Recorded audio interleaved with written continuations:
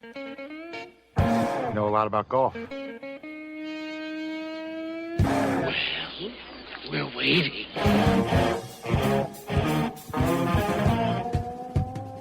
And it is time for us, those weekend golf guys. I would be John Ashton in studio. He would be Jeff Smith at the Golf Cave at the Timbergate Golf Course up there in Edinburgh, Indiana. And we also have with us Joe Bosco.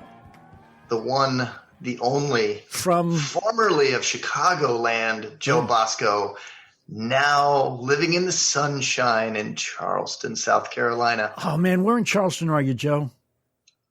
Well, my sense of direction isn't great here, but I am in what's called the West Ashley area. Mm-hmm.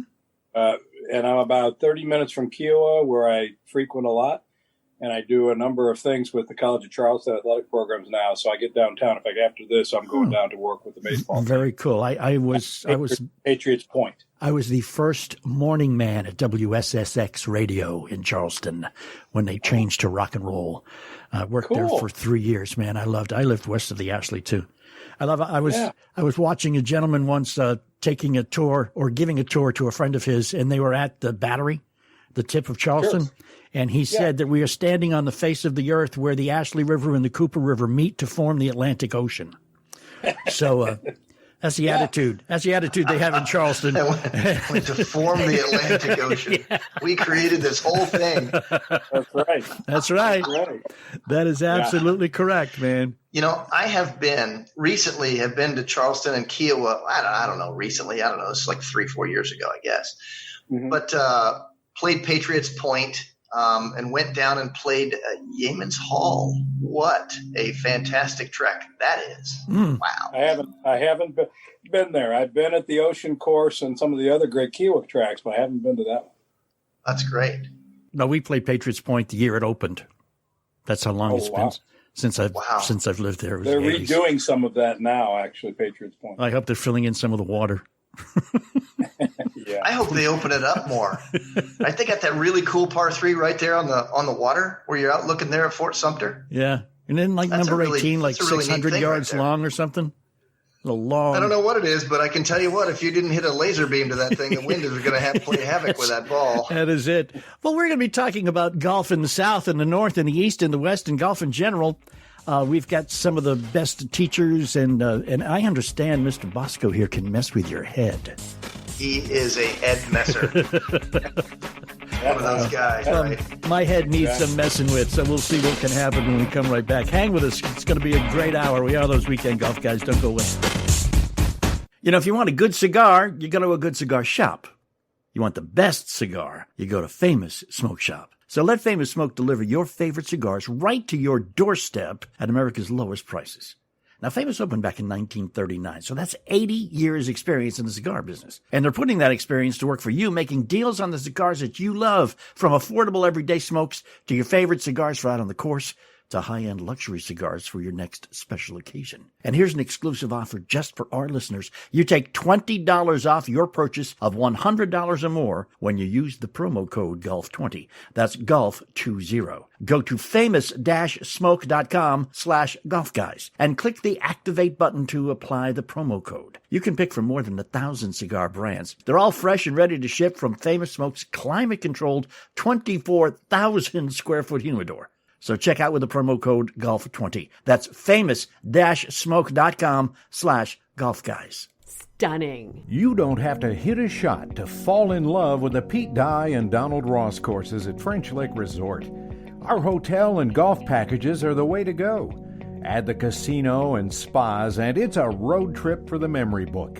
Safely get back to the game you love with one of the packages found online at FrenchLick.com. Legendary golf at French Lake Resort.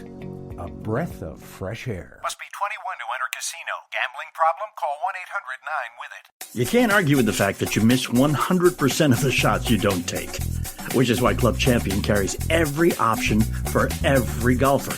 You won't miss out on the perfect fit. Over 45,000 hittable head and shaft combinations from the best brands in golf. Factors like length, weight, flex, and more are just as important to a custom fit game as the club head, and they will all be addressed in your tour-level fitting at Club Champion. Schedule your fitting at clubchampiongolf.com. Of course, we have a Facebook page, facebook.com/golfguys. And thanks for hanging. We are back. I'm John Ashton in studio. He is Jeff Smith, #1 golf instructor in the state of Indiana, and he hangs his hat at Timbergate Golf Course at the moment, Edinburgh, Indiana. And at the Sagamore Club in Noblesville, Indiana. He has 2 hats. You know what? That's the best part is when I just drive between the two, I just take one off, put the other one on, I'm good to go.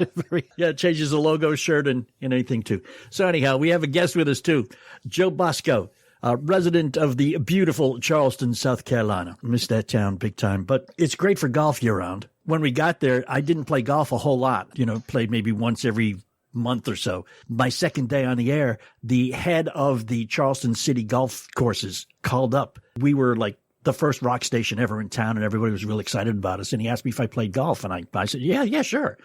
So he said, hey, anytime you want to come out, man. So I was playing golf. I get off the air at 10. I was playing golf 3-4 times a week. I got out actually good. No substitute for than playing the game. Over and over and over again. And without any instruction, because I don't need to take a lesson. Not only did my scores improve, but all my bad habits were well ingrained. That's right. Joe, let me ask you, what's it like to go from a seasonal climate in Chicago to a seasonally perfect climate in Charleston, South Carolina, where you get to play golf 12 months a year down there? Make you busy the entire time? As you know, I've shifted a little bit my focus from mostly golf to all different sports as well as golf. Sure. But from the standpoint of, I put long pants on for the first time in 8 months. Just the other day to go to a service for a friend of mine I had to go to.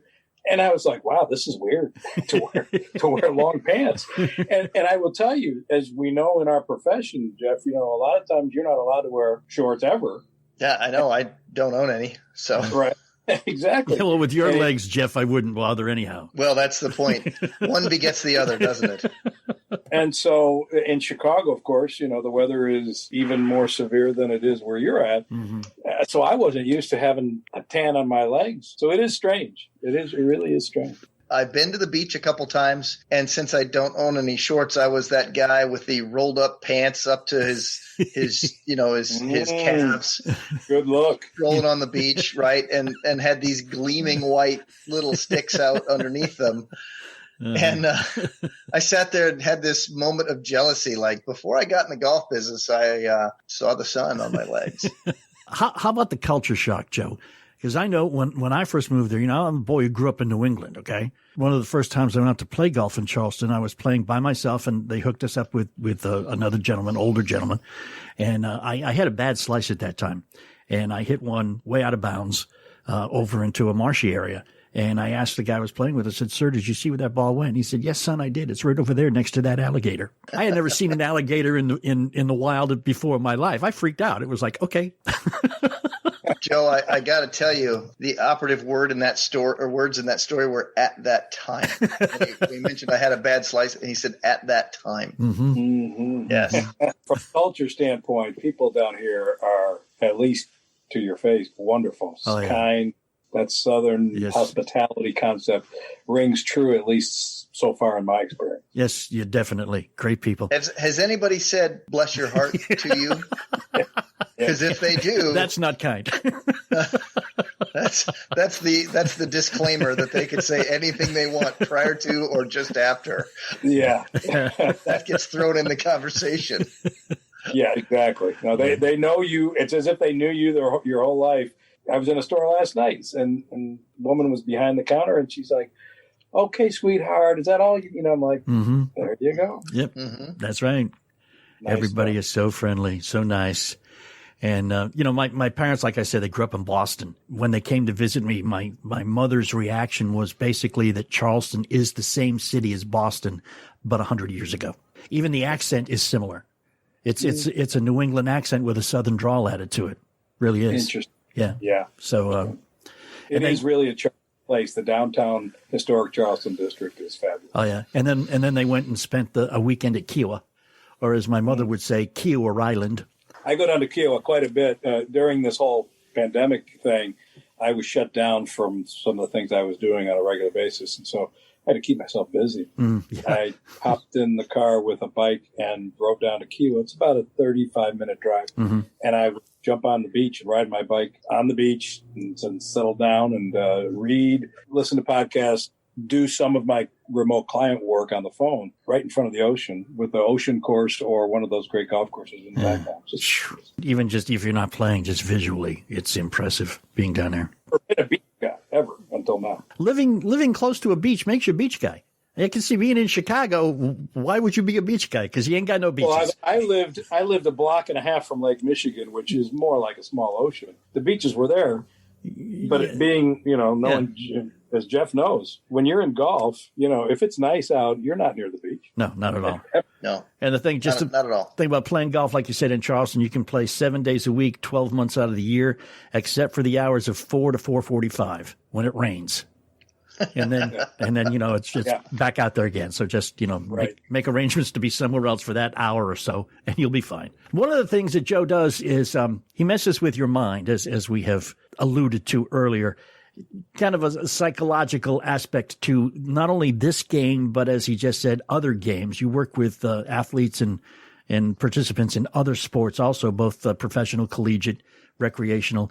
One of the things I want to talk about, because it's something that I do, and I think every recreational golfer in the world does. Here's the scenario. You're having a great round, fantastic round, and you're on maybe hole number 15, and you're feeling great. And you go to the scorecard and you see, and you start adding it up, and you say to yourself, oh my goodness, I have 3 holes left. I can break 80. I can break 70. And whatever your number is. What you've basically just done is guaranteed that you're going to have double or triple bogeys all the way out for the rest of the round.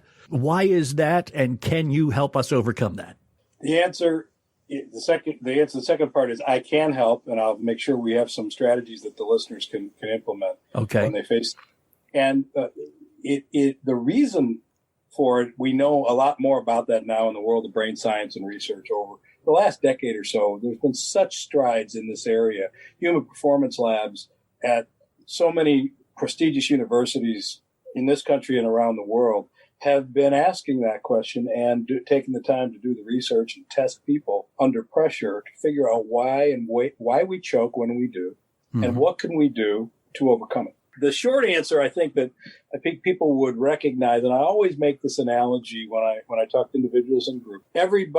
Just about everybody drives a car, and usually we're doing it, frequently, every day, mostly.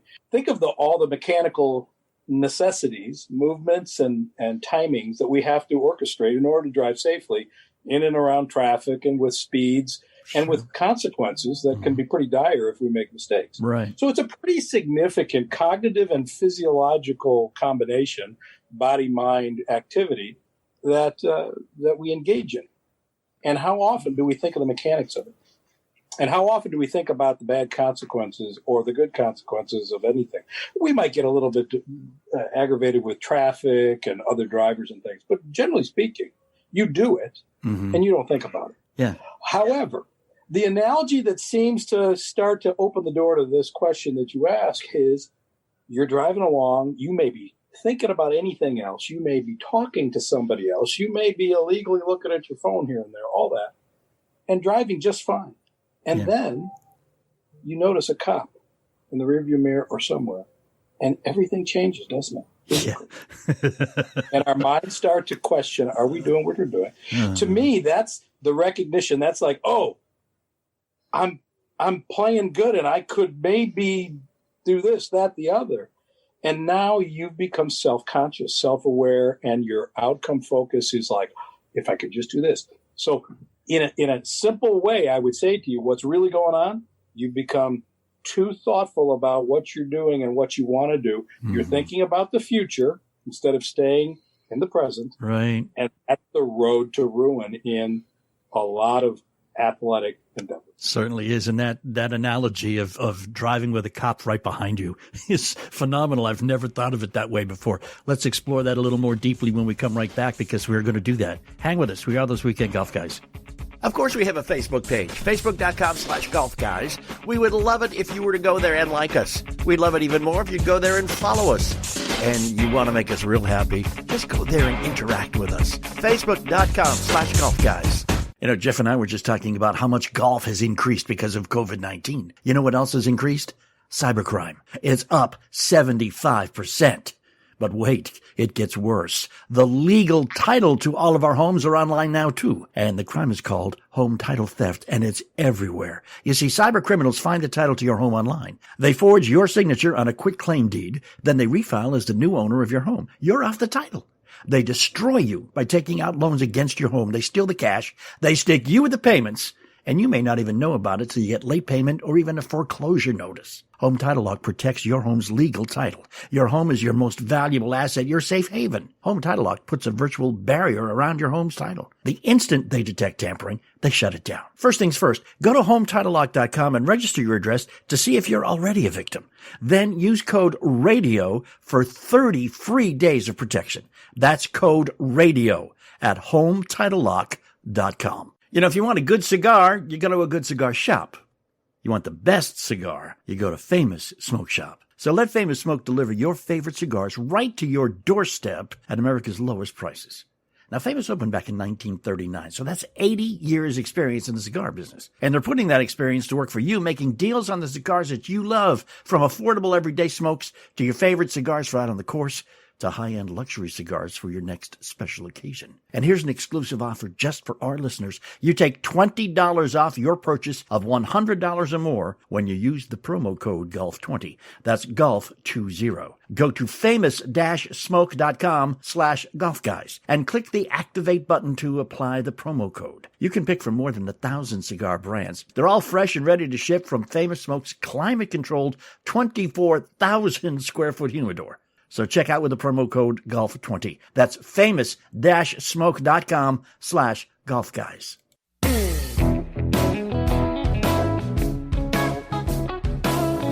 Those weekend golf guys? Yeah, it's us. John Ashton in studio, Jeff Smith, Golf Cave, Timbergate Golf Course, and Joe Bosco with us, one of Jeff's golf instructor compatriots, and also a psychological guru kind of guy. I mean, not quite Dr. Phil, but, you know, what can I say?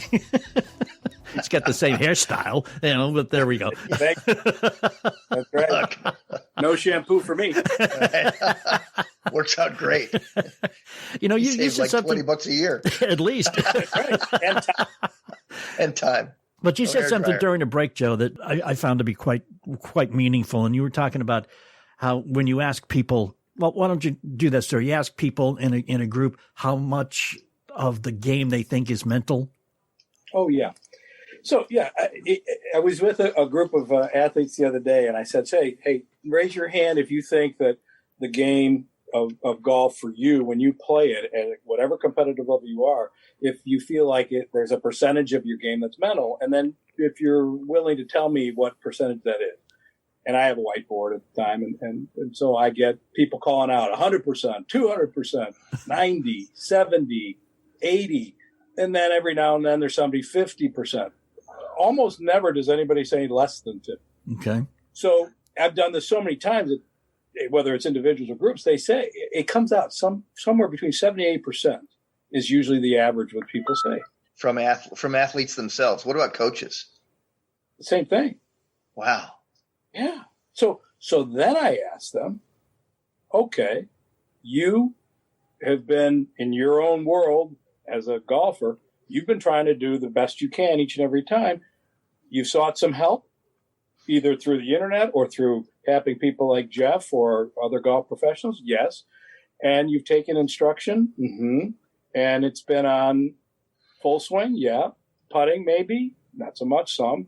Short game, some. Okay. Good. How much? Raise your hand if you've had any instruction, and I mean real lessons in the mental approach. Almost never does a hand go up. I can understand Over that. thousands of people. Yeah. And so I said, well, you just got finished saying that it's this. The mental game is this percentage of you. Right. And you're not doing something about it. That may be the disconnect that you're frustrated so much about. I have some conversation with a lot of my students, seemingly the difference between the mental aspect and the emotional aspect of this, because there's a difference where I see how people react emotionally versus make let's say, strategic mental choices? How are you making a difference between when you have a conversation with golfers and athletes, how the emotional and the strategic mental cognitive aspect of it, how are you differentiating with them?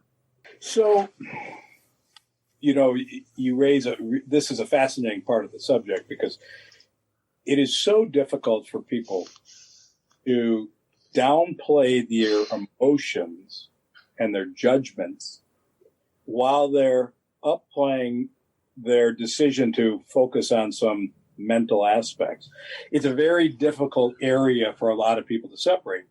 But what I often say is this: I say, look, we all are training ourselves all our lives to emotionally spin whatever it is that we're aware of. We tend to do that. Our minds tend to create stories around everything. And I said, and some of that's required, because there's certain things that we wouldn't be able to understand otherwise. We have to come up with some meaning behind it. But I will tell you that oftentimes it is that judgment that leads to an emotional up or down that does not help. It ends up feeding a story. And I'll go back to this. Whenever you're really emotional about something, there's physiological changes in your body that are triggered without necessarily you even knowing it. Heart rate goes up, brainwave activity increases, our breathing becomes less productive and more shallow. Therefore, oxygenation is not, flowing through the body. That's one aspect. And the other aspect is that thought process that is highly emotionally charged interrupts a true physiological process in the brain that allows what we'll call fluid motion or athleticism to flow out.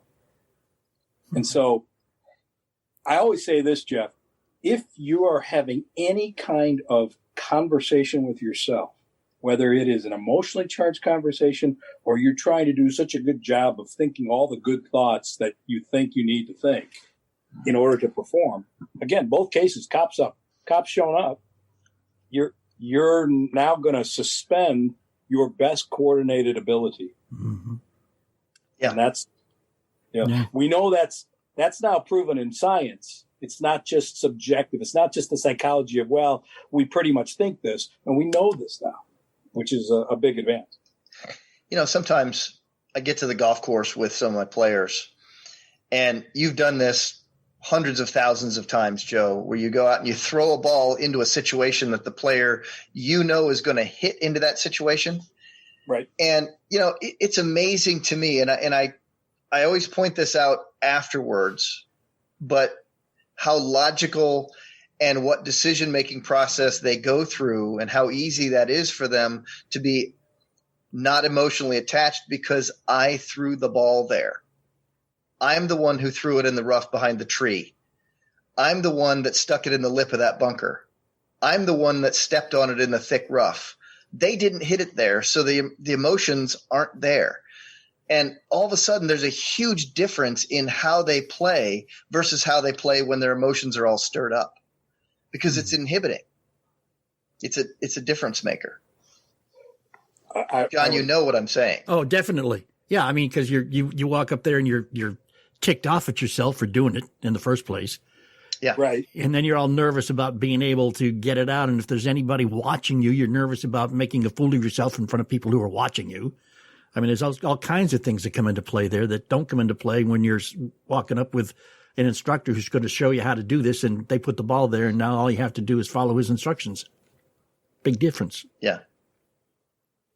And in that environment, it's a scrimmage versus real, right? Mm-hmm. You put them in a position now they know that they've got a chance to do this, but they know also that if they hit this well or not, it's not going to count for a score at the moment. It's something else. It's a play that can be run and then stopped, and then we can try it again. Mm-hmm. Whereas when we're playing for real, we tend to, we're so close to knowing that if we miss this now, now I'm going to go from bad to worst.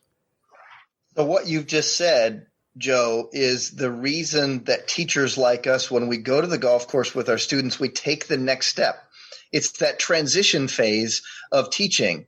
John, you've just said, yeah, but I know it's the same. I'm just following your instructions, Jeff, on how to hit this shot out of this lie.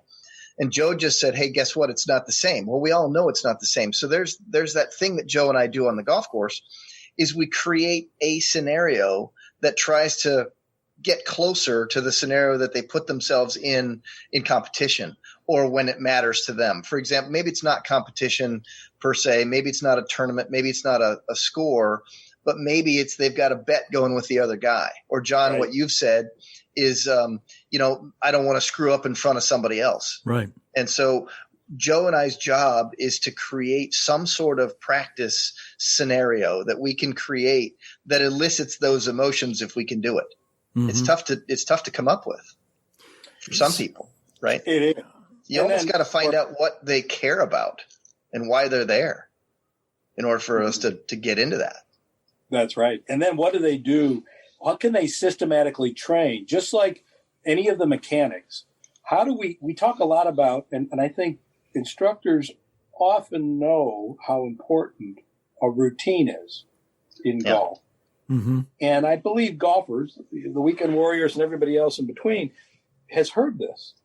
And yet, do they really take them through a routine that not only has a resemblance of a physical habit of what they do, but also what's going on in here when they do it? Yeah. That's the area that I jump into with athletes, and it is fascinating. I always say to them, what if we had this wireless printer that was connected to your thoughts that could, like a transcript, just output after you've gone through one moment or a minute, and could we go rip it off and look at it together? And that's the image I create with them. And I'll tell you what. Could we rip it off and look at it together and actually put it on the air? That would be a whole different question. Probably not. Exactly. But getting back to the routine thing, I know I have done this myself, and I have seen other people do it, and I imagine the thought processes are the same. Sometimes for one reason or another, you just jump on in and you don't go through your normal routine. And I have had negative thoughts going through my head during a swing going, I didn't set up correctly for this. This is going to suck. And lo and behold, congratulations, Nostradamus. Well done. I have predicted it very effectively. Okay. Yeah, exactly. But it's just so frightening what your mind can do. I mean, even if you're sitting on a tee on a par 3 with water in front of you and you say to yourself, don't put it in the water. That's not going to work. Chances are pretty good that ball is going to, one way or the other, go right into the water because you've set yourself up to do that. Go in the water, or it'll do the opposite, right? Because you'll make sure not to do that, so you'll swing the other side. Right. And when we come right back, it's almost time for us to take a break here. But one of the things you said, Joe, that triggered a question in my mind is when you come upon a negative thought or something in your head that's going to impede what you do in your training, do you teach people how to overcome it or how to ignore it? I'll look forward to addressing that when we come back. Sounds great. See, I like it when I ask questions and people think about the answer, because that means we're all going to learn something. Even Jeff. Here's the fun part about that, John. What's that? He wants to ignore the question because you asked it. Right? Yeah, but he knows he better not. So he's like, okay, I got to stall now. That's what this is. You've set him up. All right, well, whether he wants to answer it or not, he's going to when we come right back. Hang with us. We are those Weekend Golf Guys.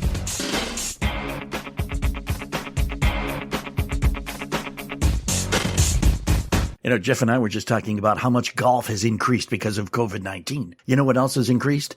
Cybercrime. It's up 75%. But wait, it gets worse. The legal title to all of our homes are online now too. And the crime is called home title theft, and it's everywhere. You see, cyber criminals find the title to your home online. They forge your signature on a quitclaim deed, then they refile as the new owner of your home. You're off the title. They destroy you by taking out loans against your home. They steal the cash. They stick you with the payments, and you may not even know about it till you get late payment or even a foreclosure notice. Home Title Lock protects your home's legal title. Your home is your most valuable asset, your safe haven. Home Title Lock puts a virtual barrier around your home's title. The instant they detect tampering, they shut it down. First things first, go to HometitleLock.com and register your address to see if you're already a victim. Then use code RADIO for 30 free days of protection. That's code RADIO at HometitleLock.com.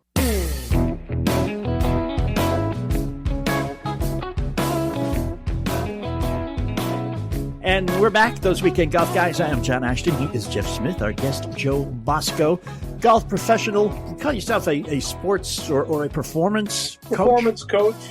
I'm a hypnotherapist, performance coach. Oh. I help people take whatever they're trying to get better at when they know they've got the skills and they really want to apply them when it matters. I help them get there. Can you hypnotize me into a better golf game? I've been known to do that.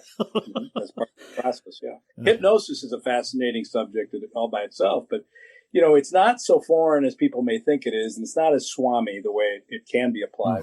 But that's helping people learn actually how to do forms of self-hypnosis is really where that ends up. So. When you're faced with a situation where you have a student/client, whatever, that has a mental problem, do you teach them how to overcome it or how to ignore it? The best way I could say that is overcoming it is ultimately trying to understand what's really going on and not avoiding is, I would say, the level that I like to get to with people. Now, there are ways to change your mind into some other focus when you start to recognize. So that would be replacing. And then there are ways to handle it straight on. And so learning how to minimize it, melt it away, quiet it down. Those are techniques that I use on a regular basis. So your approach to the mental aspect is similar to Jeff's approach to the physical aspect. And you use what is already going on in a person's head to determine how to overcome the problem they're having. There's no doubt about it. Okay, very cool. We work with what we have to work with, and we have to start there. Yeah. Those are our parameters. This person is this person, and we got to figure out how to make this person perform better as soon as we can. And it never seems to happen by trying to make them become someone else. So aptly put, because in a lot of different psychological modeling and profilings that you can do, and there's so many of them in golf and many other places, you're trying to figure out, who you really are at your core and your essence. And, know thyself is a pretty interesting ball of wax all by itself. How many times do we try to act more serious in a bigger money match or whatever it might be? So we start to be more stoic, more serious, in some cases more sobering versus more enthusiastic, more jovial. And when we change to try to be something that's not our normal default, rarely do we play as well. I have watched many times that this sort of thing just changes. Because when I watch someone freewheeling, boy, that guy's hard to beat. When all of a sudden he's assigned some value to it that is different, all of a sudden the behavior is different. The shot choices are different. The golf swing certainly looks different. The conversation in his mind is different. Yeah. Case in point, Jeff, what is our conversation with guests normally prior to recording? We're here to have fun. We don't want anybody to be all uptight, to try to be super sobering, like you said, Joe, super serious about the whole thing. It's to have fun, be entertaining. You haven't given us any information that you would not have given us. I mean, your information has been as important as it would have been if this was a very professional, let's talk psychology kind of talk. But we're not psychology today. We're those Weekend Golf Guys. And, we're here to have fun. And in the whole aspect of having fun, the conversation has been basically the same. Or at least the information has been the same. Exactly. And that's, I've always, recognized that, experts that I pay attention to and things, they know their subject, but they're just not necessarily really in tune with delivering the message that is understandable. Our responsibility as experts is to gauge it and feed it or transmit it in an understandable way and make sure that they are understanding it. Just to be smart about it and just say, well, this, that, and the other, and then walk away and say, just follow that. Like I always say to people, well, you probably, if you studied anything about the mind in sports and athletics and golf, you've heard this concept bandied about called acceptance. Well, what does that mean? It actually feeds into our conversation about results. Hey, you did that. You can either decide to be aggravated and or scared about the next one, or, oh my gosh, my round is unraveling before my eyes, or I should never miss a shot like that, right, Jeff? All those things.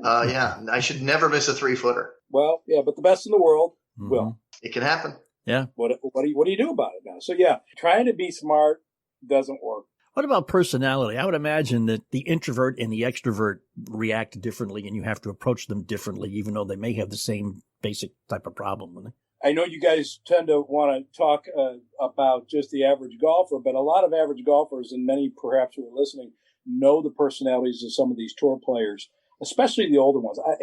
I think immediately of Lee Trevino, and you have Nicholas, and totally give opposite to your point about personalities. Trevino couldn't do what he did if he was quiet, never, completely within himself. And he was a boisterous guy. He needed that. That was his outlet. That was him that allowed him to then deal with all the things that might go on and then zoom in and hit a shot and then come back and play with the audience. Nicholas. Yeah, he was a different guy. He was a guy that looked like, and I've been in some of the galleries where Nicholas was playing. He blocked out everything. He'd walk through that stream of people between holes, and it wasn't always head down, never look at somebody. But man, when he was looking up, it was purposeful. There was no giddiness. It was just game on. Yeah, he was in his own world, his own trance. Yeah, and it was not engaging to people outside very often. That's who he was. Right.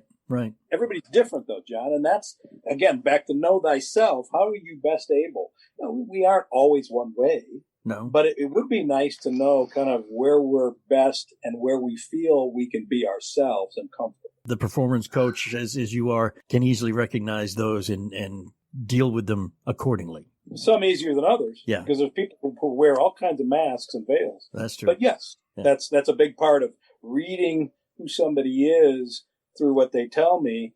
And what's been fascinating, and I think this is fascinating through this whole COVID thing, is getting to know people without meeting them face to face. Really been a wonderful and interesting experience about this whole concept of remote learning, distance learning. I'm surprised at how effective you can be, but how you really have to pay attention to certain things. Yeah. Intonations and things like that when you're just on the phone. And then, of course, facial expressions and how people laugh and their timings and tone.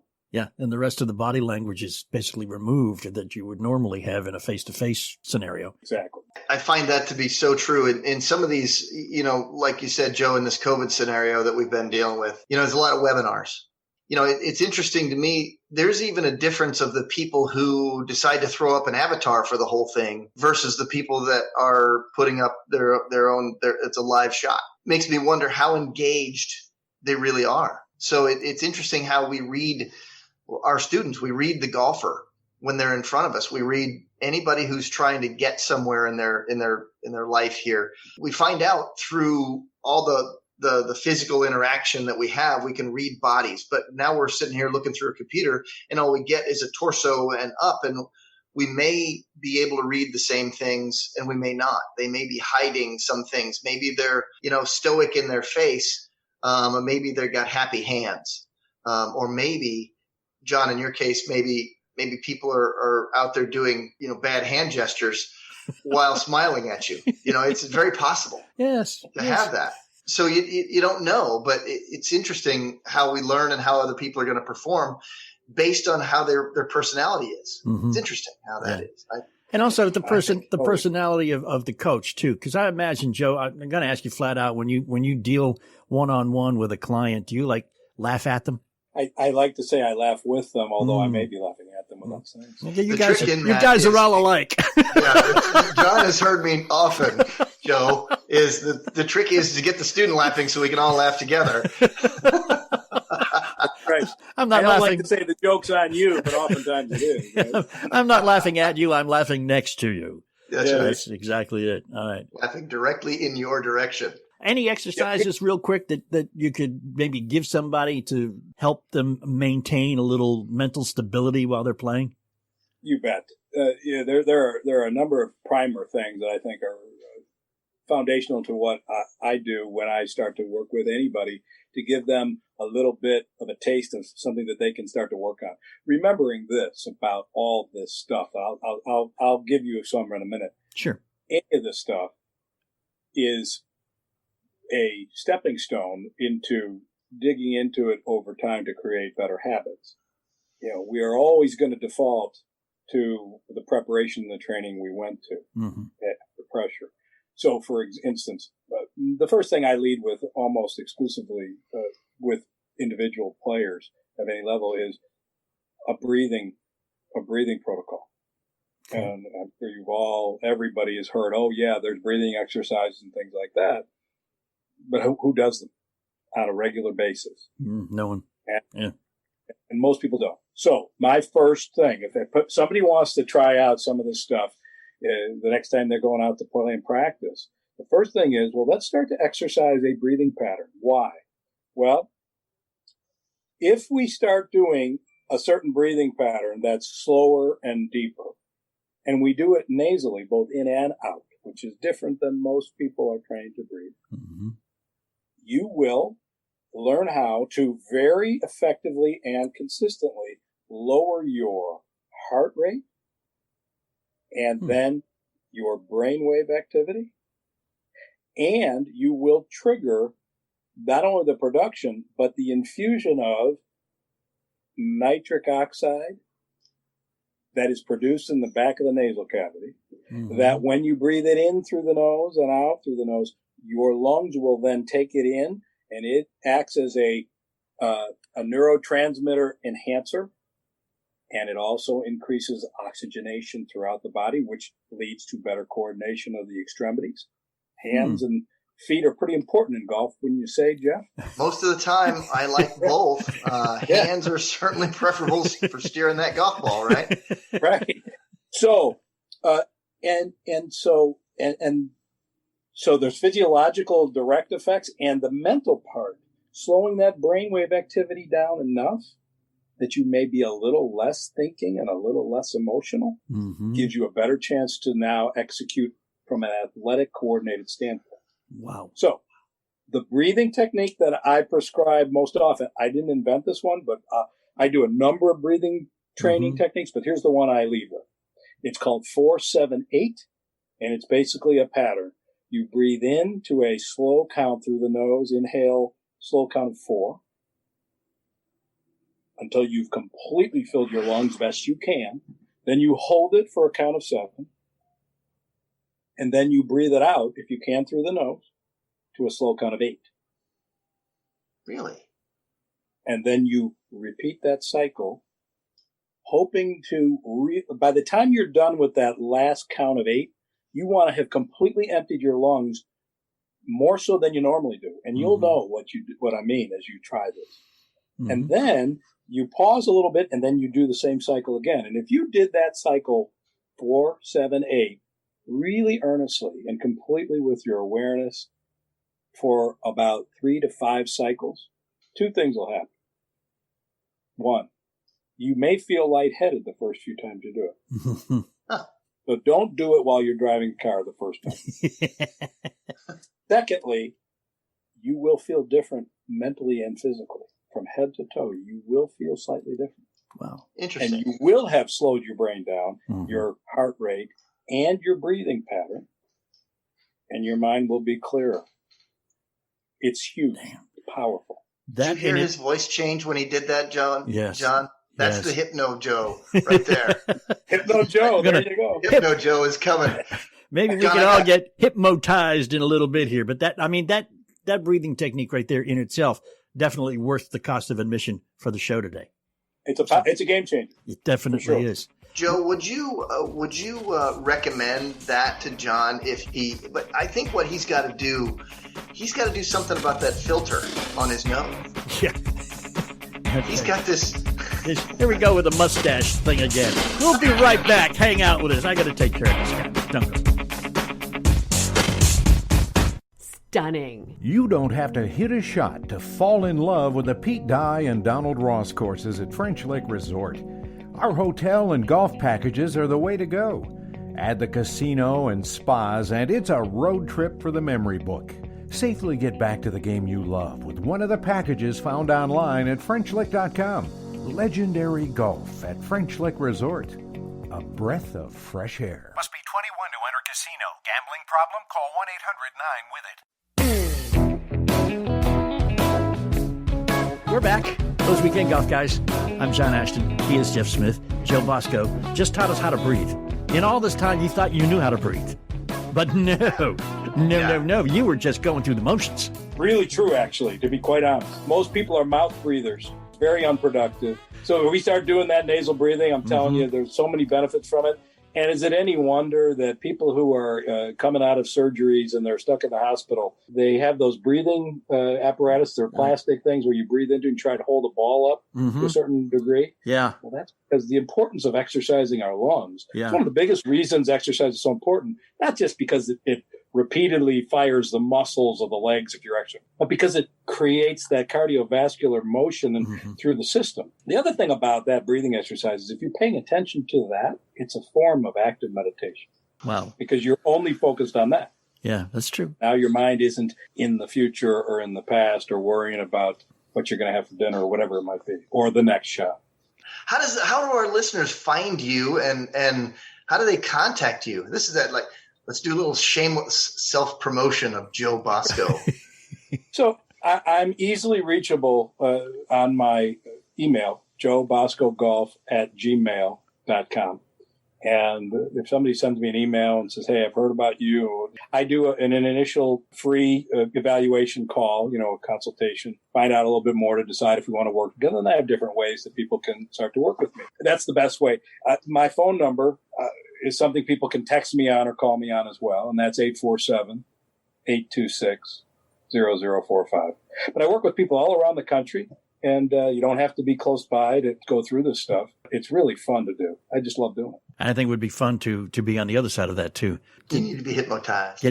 Well, learn some of this stuff. In the cart, between shots now, I'm just going to be breathing through the nose. 1, 2, 3. And there are so many things that end up being pretty easy to start to do like that. There's so many of those little things you can do. And the fun thing about it is that nobody necessarily needs to know you're doing it. So it really is one of those things that is not, you don't have to draw a lot of awareness to yourself.